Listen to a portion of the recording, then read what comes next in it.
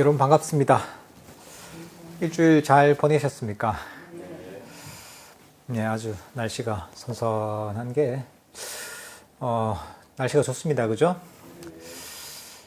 아주 시원한 가을날 오늘 또 함께 오늘 부처님 가르침에 대해서 한번 공부를 해보도록 하겠습니다. 저희가 저번 시간에 업 분석에 대한 짧은 경에서 업에 대한 그런 내용을 공부를 했습니다. 이번 주도 이어서 그 업과 관련된 내용입니다. 저번 시간에 했던 경전이 업에 대한 분석을 하는 그런 경전이었다면 오늘은 보시의 분석경입니다. 이런저런 우리가 선업을 짓기도 하고 악업을 짓기도 하는데 저번 시간에서는 어떤 선업을 졌을 때 어떤 불선업을 졌을 때 어떤 좋은 과보를 받고 어떤 부정적인 과보를 받느냐 이런 데 대해서 공부를 했다면 오늘은 좀 더 구체적으로 보시에 관해서 이 보시를 어떻게 해야 되고 어떤 결과를 가져오느냐에 대해서 분석한 부처님의 가르침에 대해서 오늘 공부를 해보겠습니다. 여러분들 뭐 절에 다니면서 또는 뭐 다른 데서도 보시를 많이 하잖아요. 그죠? 보시를 많이 하는데 이것도 알고서 하면 좋습니다. 잘 알고서 제대로 하면 훨씬 좋은 결과를 갖고 오게 됩니다. 보시라는 게 보면 뭐 여러 가지가 있습니다. 뭐 흔히 전통적으로는 뭐 성단의 의식주를 보시한다거나 또는 뭐 약을 보시한다거나 재물을 보시한다거나 물질적으로 할 수 있는 보시도 있고 또 한편으로는 뭐 봉사를 한다거나 이렇게 노력을 하는 보시도 있습니다. 남을 돕는다거나 남의 짐을 들어준다거나 이런 식으로 봉사를 하는 보시.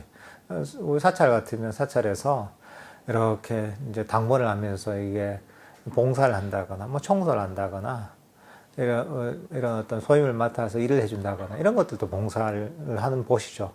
절에서뿐만 아니라 바깥에서도 여러분들 이런저런 봉사를 하잖아요. 그죠? 이런 것들이 노력으로 하는 보시입니다. 또 한편으로는 사실 마음을 쓰는 것도 보시입니다. 상대방이 행복하길 바란다거나 따뜻한 마음을 써주는 것. 그런 배려하는 마음을 가지는 것. 이런 것도 한편으로 보면 우리가 베푸는 보시의 일종입니다. 자애심을 보낸다거나. 이것도 좋은 따뜻한 마음을 베푸는 거죠. 이런 보시에 대해서 나온 이 경전이 오늘 공부할 경전입니다. 한번 저희가 읽으면서 함께 공부해 보겠습니다. 나는 이와 같이 들었다. 한때 세존께서는 카피라와또의 니그로다 원님에 모으셨다. 그때 마빠자빠띠 고따미가 한 벌의 새 옷을 가지고 세존을 뵈러 갔다. 가서는 세존께 절을 올리고 한곁에 앉았다. 한곁에 앉아서 마빠자빠띠 고따미는 세존께 이렇게 말씀드렸다. 세존이시여, 이 한 벌의 새 옷은 세존을 위해 제가 손수 물레질을 하여 짠 것입니다. 세존이시여, 제게 연민을 일으켜 이것을 받아주십시오. 이렇게 말씀드리자 세존께서는 마빠자빠띠 고따미에게 이렇게 말씀하셨다. 고따미여, 승가에 보시하십시오. 승가에 보시하면 나에게도 공양하는 것이 되고 승가에도 공양하는 것이 될 것입니다. 두 번째로, 세 번째로 부처님께서 같은 말씀을 하셨다. 여기에 부처님께서 고향에 가셨을 때 이때 마빠자빠띠 고따미라고 해서 부처님의 양모입니다.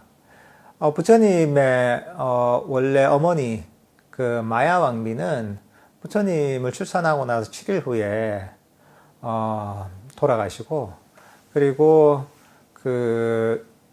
이모였던 지금 마빠자바띠 고따미가 양모가 됩니다. 그래서 어릴 때부터 이 석가모니 부처님을 돌봤어요, 이게. 양모로서. 그러니까 어머니죠. 양어머니죠. 근데 이분이 이제 불교사적으로도 되게 의미가 있습니다. 처음으로 보면, 원래는 비구니 승단이 없었어요. 비구니 승단이 없었는데, 당시에 이제 이 부처님께서 깨달음을 얻고 나서 고향으로 오셨거든요. 고향 카피라와트로 오셨을 때, 그때 이 부처님의 종족인 석가족에서도 출가를 많이 했고, 500명의 그런 젊은이를 출가를 했다고 하고, 그리고 그걸 보고 이제 부처님의 양모였던 마빠자바티 고따미를 비롯해서 여러 여인들이 이제 출가를 간청하게 돼요. 처음에는 이제 부처님께서 허락을 하지 않으시다가 나중에 이제 아난다 존자가 부처님께 간청을 해서 결국은 출가를 받아들이게 되거든요. 그래서 사실 이 비구니 승단이 생기게 됩니다. 비구니 승단이 어떻게 보면 제일 처음으로 출가를 하게 된 사람이 이 부처님의 양모인 마빠자바티 고따미가 처음으로 이제 비구니가 되는 겁니다. 부처님 양모였던 마빠자바티 고따미가 직접 이제 정성스럽게 부처님의 가사를 탁 지어가지고 부처님께 보시를 하는 거죠. 아들이잖아, 아들. 아들에게 이제 내가 이제 직접 만든 이런 옷을 보시하고 싶은 게 당연하죠, 이제. 그러니까 부처님께서 직접 안 받으려고 하는 거죠. 나한테 하지 말고 승가에 보시해라. 승가에 보시하면 그게 나한테도 보시하는 게 되고 승가에도 보시하는 게 된다. 이렇게 계속 이제 3번이나 직접 이제 받는 걸 거절하시는 거예요. 옆에 있다가 또 이제 마음이 또 이제 되게 따뜻한 아난다 존자가 또 이제 옆에 있다가 이제 한마디 거두세요. 아난다 존자는 세존께 이렇게 말씀드렸다. 세존이시여, 마빠자바티 고따미가 가져온 한 벌의 새 옷을 받아주십시오. 세존이시여, 마빠자바티 고따미는 이모로서, 유모로서, 양모로서, 수유자로서 세존께 많은 도움을 주었습니다. 세존을 낳아주신 친어머니가 돌아가시자 자신의 젖을 먹였습니다. 세존이시여, 세존께서도 마빠자바티 고따미에게 많은 도움을 주셨습니다. 세존이시여, 세존 덕에 마빠자바티 고따미는 부처님께 귀하고 법에 귀하고 승가에 귀했습니다. 세존 덕에 마빠자바티 고따미는 생명을 죽이는 것을 삼갔고 주지 않는 것을 가지는 것을 삼갔고 삿된 음행을 삼갔고 거짓말하는 것을 삼가했고 방일하는 근본이 되는 술을 마시는 등의 행위를 삼갔습니다. 세존덕의 마빠자바티 고따미는 부처님께 완전한 믿음을 구족했고 법에 대한 완전한 믿음을 구족했고 승가의 완전한 믿음을 구족했고 성자들이 좋아하는 계율의 완전한 믿음을 구족했습니다.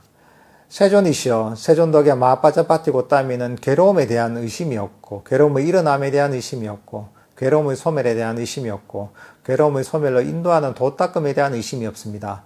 세존이시여, 세존께서도 역시 마빠자바티 고따미에게 많은 도움을 주셨습니다. 그러니까 아난다 존자가 얘기하는 거죠. 이 마빠자바티 고따미는 이 부처님의 이모이죠. 나중에는 양 어머니가 되셨고 그렇게 어릴 때부터 애지중지 키우셨고 또 물론 이제 어머니 그런 양어머니의 양육을 받아서 이렇게 부처님께서도 이런 도움을 받았지만 이 마빠자바티 고따미도 또 부처님 덕에 도움을 많이 받은 거죠. 불법을 알게 됐고 불법성 삼보에 귀의하고 오계에 대해서도 배우고 이것들을 잘 지키고 실천하게 되고 그리고 사성제에 대한 법에 대한 완전한 이해를 가지게 됐으니까 이런 부처님의 양모이신 마빠자바티 고따미도 부처님께 정말 많은 그런 혜택을 입었다. 이렇게 얘기하십니다. 그래서 흔히 뭐 그런 얘기가 있습니다. 집안에서 스님이 하나 나면 구족이 생천을 한다. 이런 얘기가 있습니다. 근데 이런 거죠, 이게. 다들 집안에 뭐 자녀들이 뭐 출가하는 경우가 드물겠지만, 바른 법을 이제, 잘 만나서, 아들이 됐든 누가 가까운 사람이 출가를 하게 되면 그 출가한 사람이 또 이제 수행을 하게 되고 좀 더 전념해 수행을 하게 되고 법을 알게 되고 그 알게 된 체득한 법을 또 전해줄 수가 있잖아요. 가족들이나 가까운 인연이 있던 사람들한테 전해줄 수가 있잖아요. 그러면 또 그 법의 혜택이 어마어마하잖아요. 세상에서는 얻을 수 없는 괴로움에서 완전히 벗어나는 그 길을 배우게 되는 거니까 그러니까 그런 어떤 이 공덕이 대단한 거죠. 그래서 이제 그 공덕으로 이제 이 집안에서 한 명 출가자가 나면 구족이 생겨난다는 그런 얘기가 있는 거예요. 그러니까 부처님 한 분이 출가하시니까 당시에도 뭐 이런 부처님의 양모를 비롯한 당시에 그 집안 사람들, 석가족의 집안 사람들, 그 같은 이제 시족의 사람들 다 또 엄청나게 출가를 하고 또 불교에 대해서 알게 됐고 인도에서도 얼마나 많은 사람들이 출가를 하고 깨달음을 얻고 또는 불교에 기이했잖아요. 법을 알게 되고 지금까지 이어져 내리고 있잖아요. 이게 이제 전 세계로 뻗어나가서 2600년이 지났는데도 아직까지 이 먼 우리나라 땅까지 불교가 전해져서 불교의 가르침을 가지고 지금 우리도 그렇잖아요. 이런 괴로움에서 벗어난 길을 알게 된 거잖아요. 그러니까 한 분의 그런 깨달은 분이 나오는 혜택이 지금까지 이어져 오는 겁니다. 이게 얼마나 대단합니까? 그 가르침이 없었다면 이런 괴로움에서 벗어나는 바른 법을 아는 게 불가능합니다. 스스로 아는 건 불가능합니다. 그리고 세상에 이런 법이 없습니다. 그러니까 석가모니 부처님께서 위대한 분인 겁니다. 우리가 불자라서 그냥 위대하는 게 아니라 객관적으로 봐도 이런 어떤 괴로움에서 벗어나는 그 실천적 방법론을 지금 누가 합니까? 불교 외에는 모릅니다, 아무도. 그래서 그 오랜 세월 동안 이런 가르침을 전한 사람이 부처님이 없습니다. 그리고 그 제자들 위에는. 그러니까 부처님의 주신 혜택이 어마어마한 거죠. 그 세월 동안. 그러니까 부처님 정도는 안 되더라도 그래도 이런 그 수행을 바르게 한 출가자가 나오면 또 이런 법을 그런 본인이 이해하고 체득한 법을 많은 사람들한테 설해주면 그 사람들의 또 에게 주는 혜택이 어마어마한 거죠. 그게 또 그 사람의 인생을 사실 한 사람 인생을 바꿀 수가 있거든요. 그런 법을 이제 전하게 되면 여러분들도 마찬가지입니다. 여러분들도 주위의 사람들에게 가까운 사람이든 먼 사람이든 연인 사람들한테 적당한 방법으로 또 법을 전해주게 되면 그 법을 듣고 또 그 사람의 또 삶은 완전히 바뀔 수 있는 겁니다. 그러니까 이 그걸 법보시라는 거죠. 법을 전해주는 거죠. 이 법보시의 공덕이 그래서 굉장히 크다고 하는 겁니다. 왜냐하면 그게 이 법보시를 통해서 그 법을 전해들은 사람이 그 사람의 삶이 완전히 다르게 바뀔 수가 있거든요. 그러니까 그 보시가 그 혜택이 엄청나기 때문에 그 보시의 공덕이 굉장히 큰 거죠, 이게.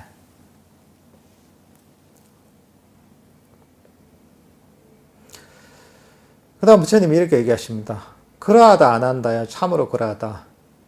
어떤 사람이 다른 사람의 영향을 받아서 부처님께 귀의하고 법에 귀의하고 승가에 귀의했다면 그 처음 사람이 나중 사람에게 인사하고 자리에서 일어나서 맞고 합장하고 예의 바르게 처신하며 의복, 음식, 거처, 병구안하는 약품을 제공하여 보답하는 것은 쉬운 일이 아니라고 말한다. 그러니까 어떤 사람이 법을 듣고 불법성 삼보에 해서 혜택을 받더라도 그 사람이 법을 들은 사람한테 이런 의식주로서 보시를 해서 보답을 하는 일이 세상에 쉽지 않다는 거죠.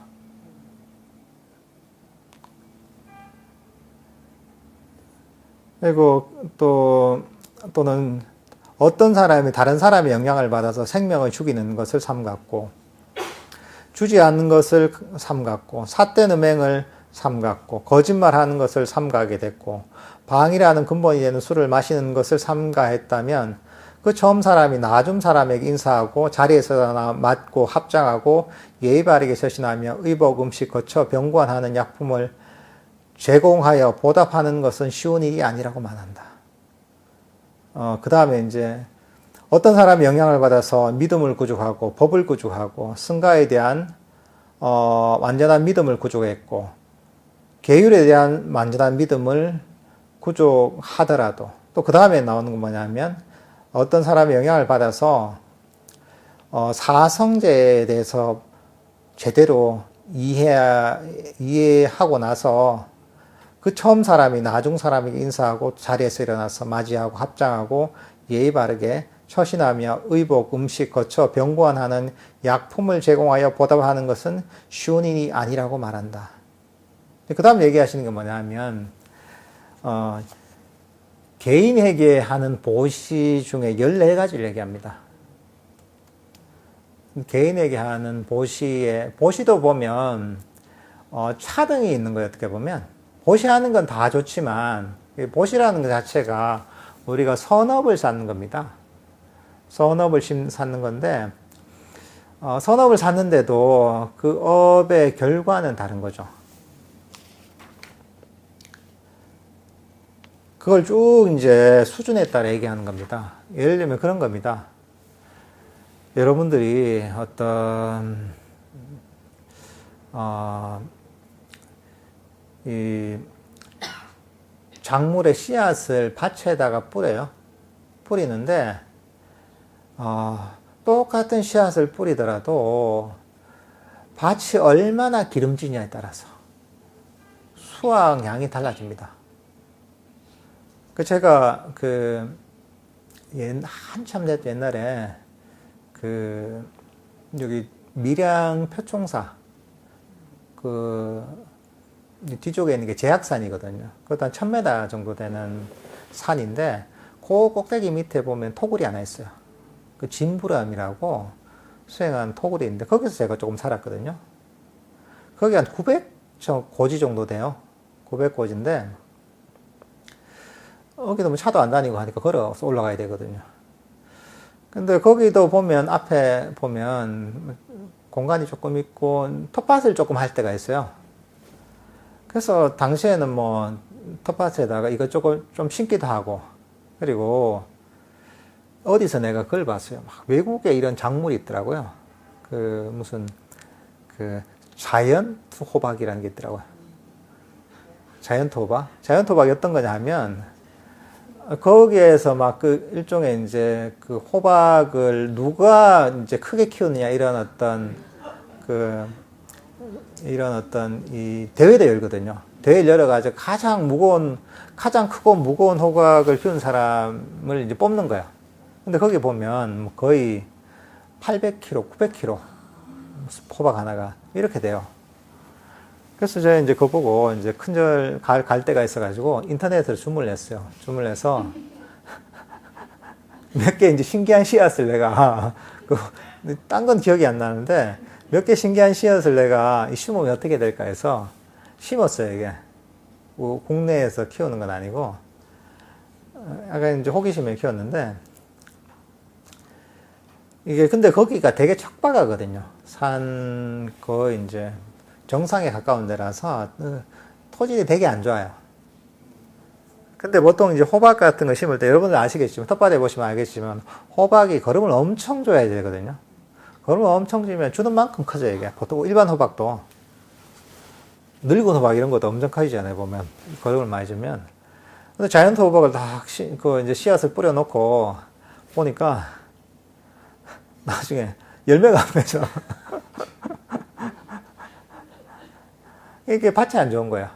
근데 만약에 씨앗을 이제 미국에 정말 토질이 좋은데 그리고 그러면서 거름을 엄청 주는 밭에다가 심었으면 그게 씨앗 하나가 몇백 킬로짜리 호박이 될 수도 있는 거예요, 이게.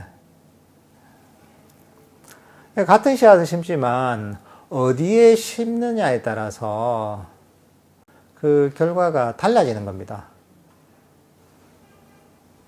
부처님께서도 보면 법을 설하실 때 이런 것들을 우리가 이런 원리가 그대로 적용되는 걸 잘 이해할 수가 있어요. 부처님께서도 보면 처음에 깨달음을 얻으시고 나서 당시에 이제 내가 법을 누구한테 설해야 될까 이제 신통으로 한번 생각해 보시거든요. 쭉 한번 생각해 보니까 야 그래 이것을 가장 잘 이해할 사람한테 설하자 이렇게 생각하시면 누가 가장 잘 이해하겠는가? 그래도 보면 당신께서 배웠던 외도 스승도 있잖아요. 알라라 깔라마와 우타깔라마푸타가 가장 수준이 높고 내가 얘기를 하면 제일 잘 알아듣겠다 해서 설하려고 보니까 쭉 천안으로 보니까 이제 벌써 두 분 다 돌아가신 거야. 그래서 그럼 그 다음에 그럼 누가 잘 알아듣겠나 이제 생각을 해보는 거야. 또 인연을 또 생각해 보시고 그 능력을 생각해 보시니까 나하고 함께 고행하던 시절에 함께 수행했던 5명의 그 수행자가 있잖아요. 그 수행자들한테 설하면 이 법을 가장 잘 이해할 것이다 라고 판단을 하세요. 그리고 이제 당시에 그 5명의 수행자들이 그 녹야원에 있었거든요. 그 바라나시 근처에 있는 녹야원에 있어가지고 거기 가서 부처님께서 5명의 수행자를 대상으로 해서 그 깨달음을 얻고 나서 첫 번째 법문을 설하시거든요. 그러니까 이제 그 첫 법문에 그 꼰단야 존자가 보면 수다원이 되고 그리고 나중에 뭐 무화경 같은 걸 설하시면서 5비구가 모두 아라한이 되거든요. 그 뭐냐면 부처님께서도 이런 것들을 보시는 거죠. 인연이 있고 내가 설해서 이게 그만한 효과가 좋은 사람들한테 먼저 설하시는 거예요, 보면.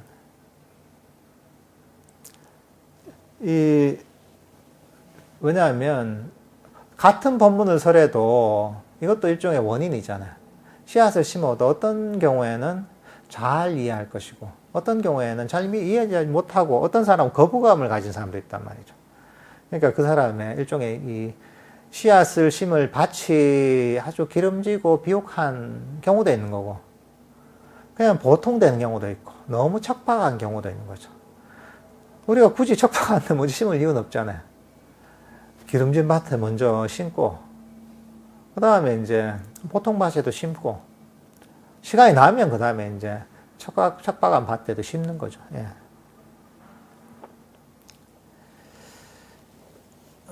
어쨌든 여기는 보면 14가지 개인을 위한 보시가 있는데 첫 번째 개인을 위한 보시 중에 첫 번째는 뭐냐면 열의 아라한 정등각자께 보시하는 것이 첫 번째 개인을 위한 보시다. 가장 고귀한 존재죠. 부처님. 열애이시며 아라한이시며 정등각자이시며 이렇게 쭉 나오잖아요. 그죠? 이런 어떤 부처님께 보시하는 것.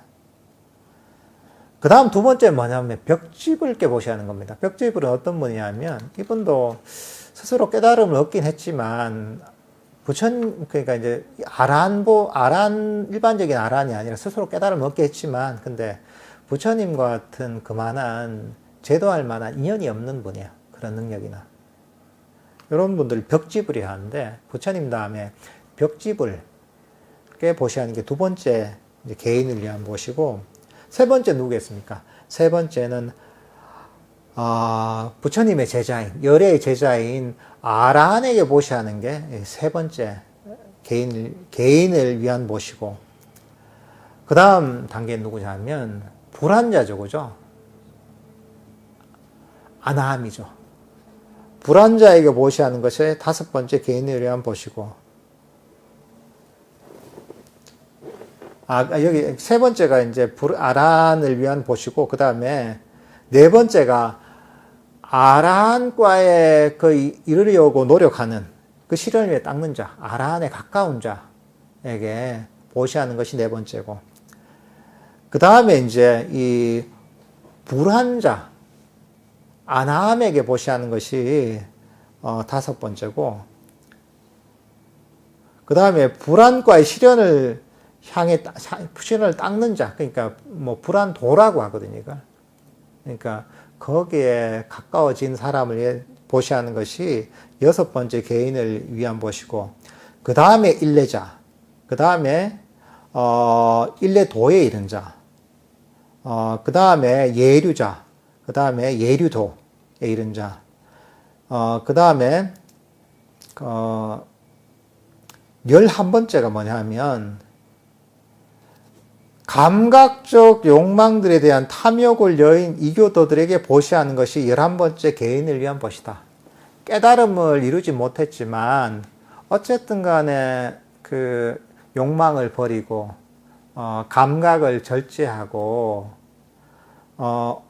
뭐랄까 이제 업에 그러니까 바른 업에 대한 어떤 이치를 설하는 그런 불자가 아니라도 그런 사람도 있잖아요. 우리가 삶을 도덕적이게 살게 만들고 절제하게 살도록 가르치는 이런 분들이 있단 말이죠.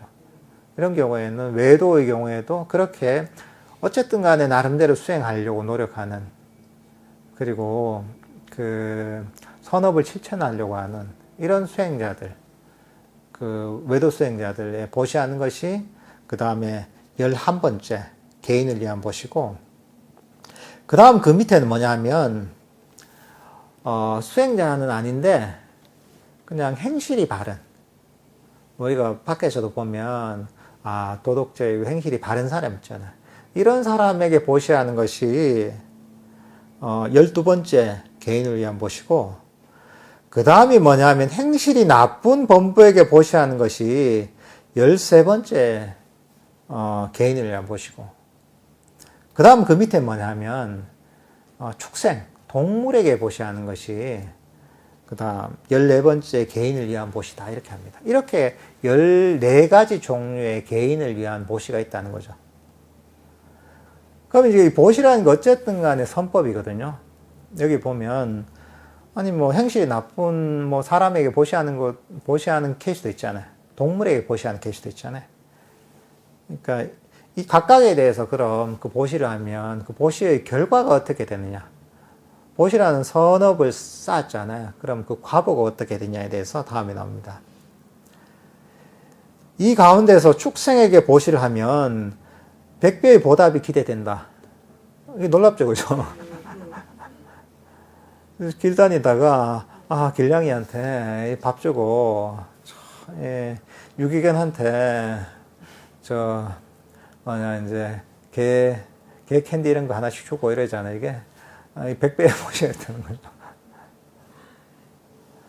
그러니까 축생에게 보시하는 거, 사람이 아니더라도 이래도 100배의 보답이 기대된다. 이게 부처님이 하신 법문입니다, 이게. 행실이 나쁜 범부에게 보시라 하면 1000배의 보답이 기대된다. 그러니까 주위에서 아는 지인이 있는데 내가 뭐 하나 밥 한 끼를 샀다.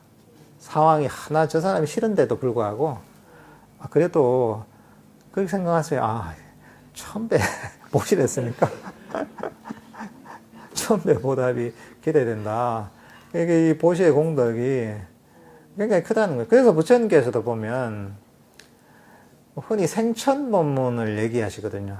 보시지계를 가지고 얘기합니다. 이게 생천법문입니다. 근데 이게 불교의 기본입니다. 보시지계의 가르침을 사실은 굉장히 말씀을 많이 하세요. 보통 이제 제가자들한테는 이게 주가 됩니다.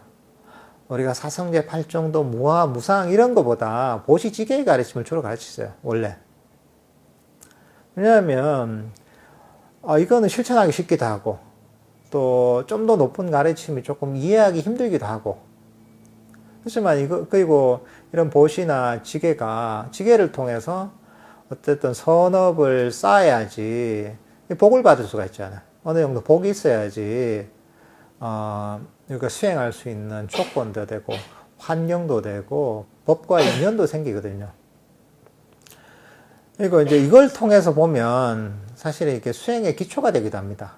복을 받는 차원, 축생에게 보시하면 100배의 보답, 과보가 있고, 행실이 나쁜 보통 사람에게 보시하면 1000배의 보답이 있고, 이런 것도 있지만, 보시 자체가 보면 자기 걸 내려놓는 거야. 일종의 놓아버리며. 그래서 보통 이 사람들이 많이 바뀌는 게 이 물질적인 게 있단 말이죠. 이런 것들에 대한 사람 집착이 굉장히 강하거든요.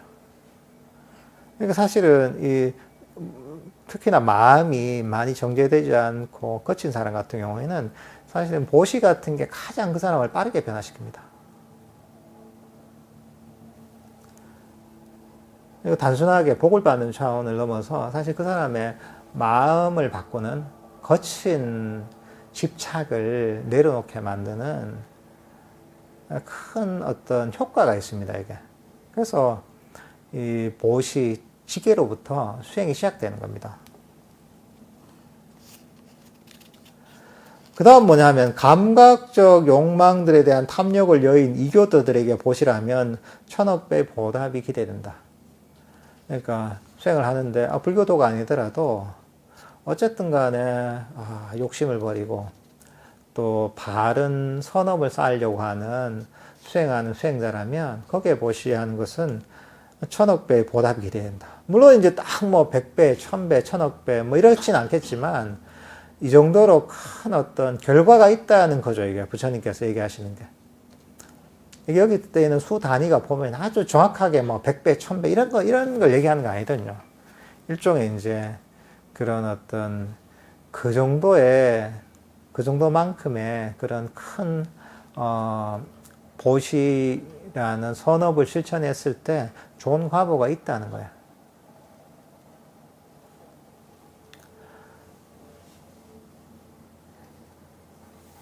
예륙과의 시련을 닦는 자에게 보시를 하면 헤아릴 수 없고 잴 수 없는 보답이 기대된다. 그러니까 깨달음을 향해서 가는 그런 이 예류도에 이른 어떤 사람에게 보시라면 이거는 헤아릴 수 없다는 거죠. 왜냐하면 이런 앞에 이거 하나 빼먹네. 나쁜 행실이 나쁜 범부에게 하면 1000배 이제 과보가 기대되고, 행실이 바른 범부에게 하면, 이걸 빼먹었네. 행실이 바른 범부에게 보시라면 10만 배 과보가 되고, 감각적 욕망을 여인, 이교도들에게 보시라면 1000억 배 보답이 기대되고, 이렇게 단위가, 이게 장난이 아닌 거예요, 분명히. 그러니까 이게 이런 선법 보시를 하는 게 가장 좋은 투자예요.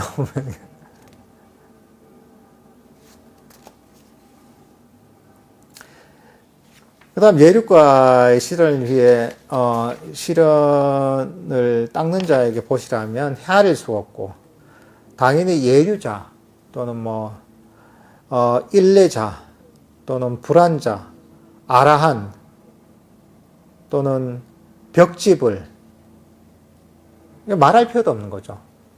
열애 아라한 정등자 각자에게 보시를 하면 무슨 말이 필요하겠는가. 그러니까 이제 벌써 이 예류과의 이런 그런 성자에게 보시라면 그것도 셀 수 없고 헤아릴 수도 없는데 부처님께 보시라면 이거 말할 필요도 없다는 거죠. 그런 어떤 보시에 공덕이 있다는 거죠. 그러니까 이게 모든 보시라는 것 자체가 선법이기 때문에 선업을 짓는 거잖아요. 이게 다들 좋은 결과를 갖고 오는 겁니다. 설사 동물이더라도, 설사 행실이 나쁜 사람이더라도 그 좋은 결과가 기대된다는 거죠. 그렇지만 그 대상이 얼마만큼 고귀하냐에 따라서 그 대상이 고귀하면 고귀할수록 그 보시의 과보는 훨씬 크다는 거죠.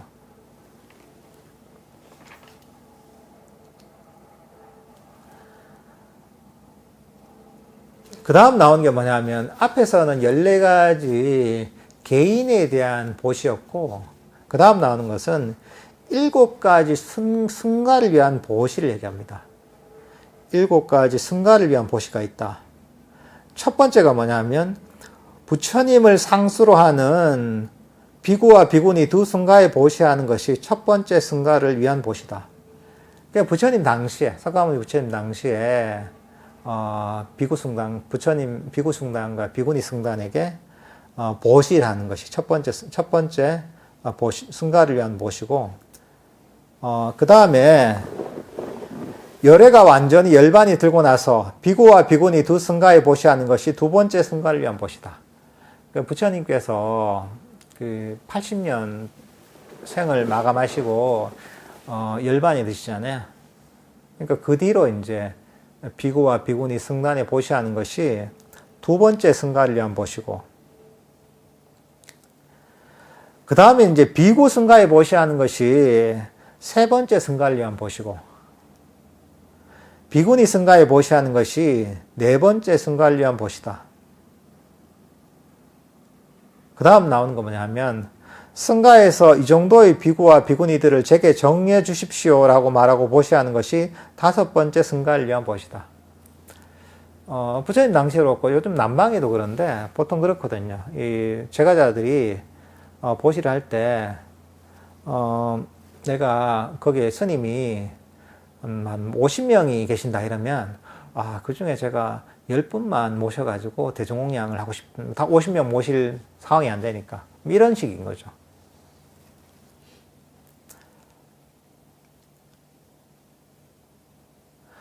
승가에서 이 정도의 비구들을 제게 정해 주십시오라고 말하고 보시하는 것이 여섯 번째 승가를 위한 보시다.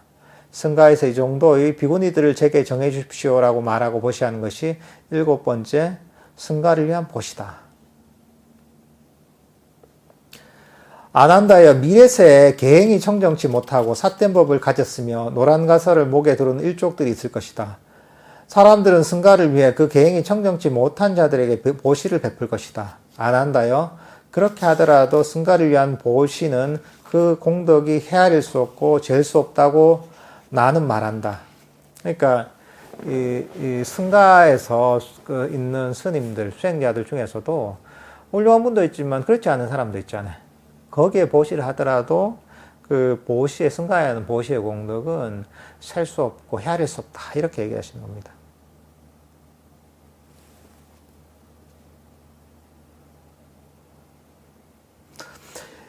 개인에게 하는 보시가 승가에게 하는 보시보다 그 과보가 더 크다고 나는 절대로 말하지 않는다. 그러니까 아까 부처님께서도 그렇죠. 부처님 당신도 그 부처님의 양모의 빠짜빠띠 고따미 비구니가 부처님께 옷을 내가 공양하고 싶다, 보시하고 싶다, 부처님한테만 이렇게 얘기하니까 승가에 보시하라 이러시잖아요. 그러니까 이 승가에 보시하는 것이 그만큼 큰 공덕이 있기 때문에 이렇게 얘기하시는 거거든요. 근데 그 이유가 뭐냐 하면 결국은 그 개인보다 그 개인이 훌륭하고 뛰어나서 그런 분한테 보시하면 큰 공덕이지만 그보다 승단에 보시하는 마음으로 보시를 하잖아요. 그러면 그 공덕이 크다는 이유가 뭐냐면 결국은 이 승단에 의해서 보면 법이 전해지는 거거든요. 그 개인의 구성원들이 훌륭할 수도 있고 보통일 수도 있고 문제가 있을 수도 있지만 결국은 부처님의 법이 면면이 전해져 내려온 이유가 뭐냐 하면 이 승단이 그 법을 유지하고 보존하고 또 여러 출가자들을 만들고 하다 보니까 이게 지금까지 이어져 내려온 거거든요. 법륜이 멈추지 않고 계속 굴러가는 이유가 뭐냐 하면 결국은 이 성난이 유지되기 때문이거든요. 그러니까 이제 이런 법이 유지가 되고 보존이 되고 전해질 수 있는 바탕이 이 성난이기 때문에 그러니까 이 성난에 보시하는 것이 이 법을 보존하고 유지하고 계속 이어져 나가는데 또는 이 법이 많은 사람들한테 펼쳐지는데 이 도움이 되는 거죠, 이게. 그래서 이 성단에 보시하는 것이 개인에게 보시하는 것보다 큰 공덕이 있다, 이렇게 얘기하는 거죠.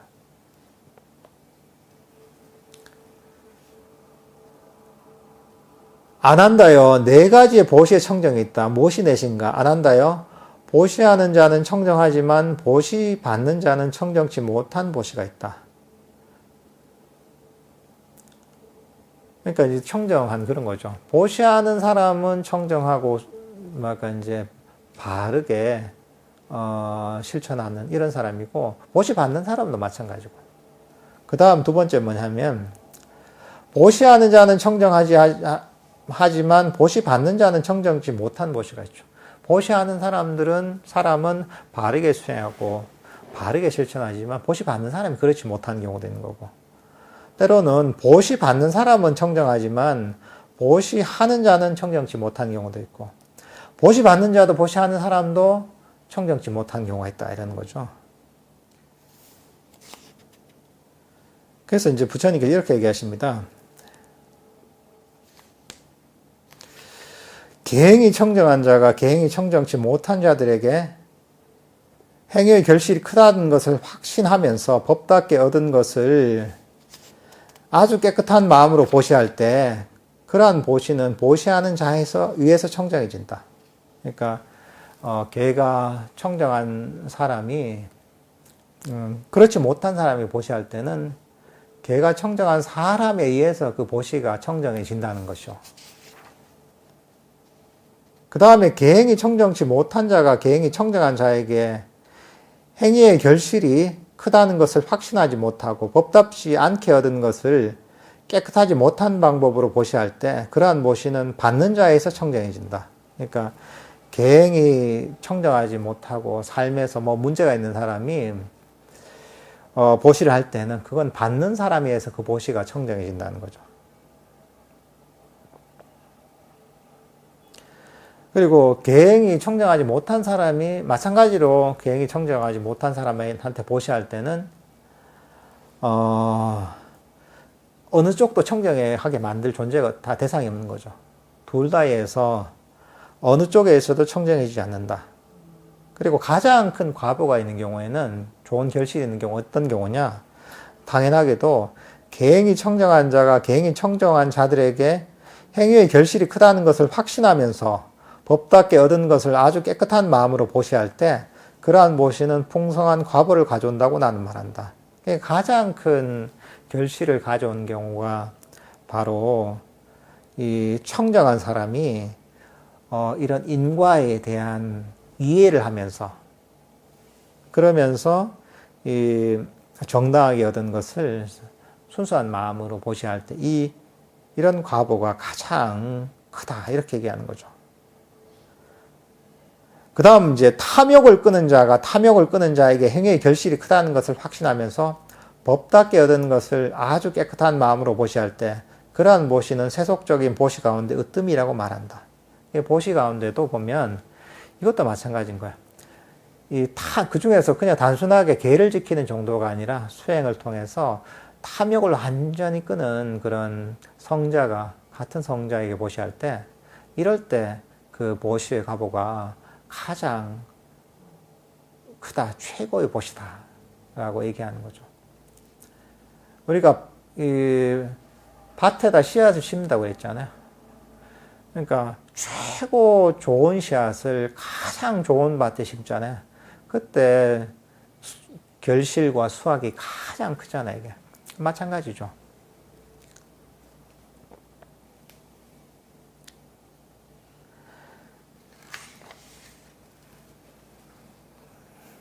그러니까 이런 이제 보시라는 것도 여기 보면 알고 해야 되는 거죠. 모르고 해도 그게 좋은 결과이지만 그래도 업에 대한 이해를 알고서 하면 더 좋은 거죠. 왜냐하면 그런 확신과 믿음이 있을 때 우리가 이제 그런 실천들을 이제 반복적으로 꾸준하게 잘 할 수가 있잖아요. 이제 법에 대한 이해가 있어야지 어떻게 하는 것이 바른 보시인지 이런 것들을 제대로 알 수 있는 거죠. 그리고 내가 어떻게 보셔야 되는지를 잘 알 수가 있는 거죠. 그러니까 이런 이 보시라는 것도 부처님께서 그냥 하신 얘기가 아닙니다. 이게 업의 원리에 있어서 이 보시라는 게 굉장히 중요하기 때문에 그렇습니다. 사람들이 우리가 수행을 통해서 결국은 이 궁극적으로는 이 윤회하는 세상에서 완전히 벗어나는 게 궁극적인 목적이죠. 그렇지만 현실적으로 어떻습니까? 여러분 살다 보면 이 삶에서 굉장히 너무 환경이 안 좋게 태어난 사람들도 있잖아요. 예를 들면 요즘 같으면 뭐 가자지구에 있는 태어난 사람들 어떻겠어요? 태어나 보니까 그런데 지금 막 폭탄이 떨어지고 무슨 로켓탄이 막 떨어지고 총알이 여기저기서 날아다니고 이런 환경에 태어났다고 생각해 보세요. 그게 어떻게 보면 이 본인의 그것도 태어나는 건 업의 결과거든요. 이게 선택한 건 아니지만. 그러니까 때로는 우리가 좋은 선업이 발현이 돼서 좋은 곳에 태어나기도 하죠. 항상 그런 건 아닙니다. 근데 때로는 악업이 발현이 돼서 안 좋은 곳에 태어나기도 하는 거야. 안 좋은 환경에서 태어나기도 하는 거야.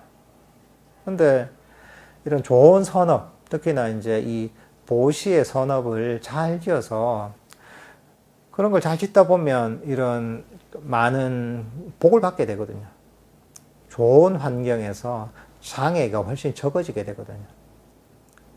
그리고 또 한 가지 뭐냐면 여기 뭐 승단이나 수행자들한테 보시라다 많이 하라는 얘기가 나오잖아요. 이게. 다른데 보시하는 것도 다 공덕이 되지만 그 이유는 뭐냐면 일단은 투자 대비 이제 이 수익이 높은 거예요. 첫 번째는 나오잖아요. 이게 보시를 어떤 대상에 하냐에 따라서 내가 얼마 투자했을 때 몇 배가 나온지가 나오잖아요. 이게 그런 측면에 한 가지가 있는 거예요. 어디에다가 이 보시의 씨앗을 심냐에 따라서 수확의 정도가 달라지는 거죠.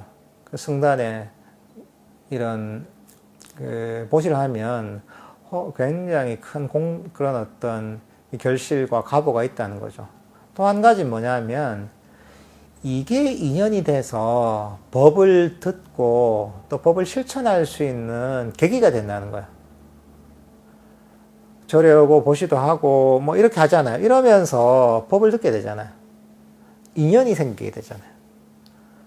그리고 예를 들면은 뭐 그 절에 와서 보시라는데 그러면 거기에서 인연이 된 수행자는 또 갚아야 돼요. 이게 뭘로든지 인연이 생기는 한 번 인연이 맺어지면 계속 생기는 거죠. 이게 그러면 이제 또 좋은 법을 설해주게 되면 그 법을 듣고서 이제 이런 보시한 사람이 그 법을 잘 실천해서 괴로움에서 벗어나는 그런 길로 접어들 수가 있는 거죠.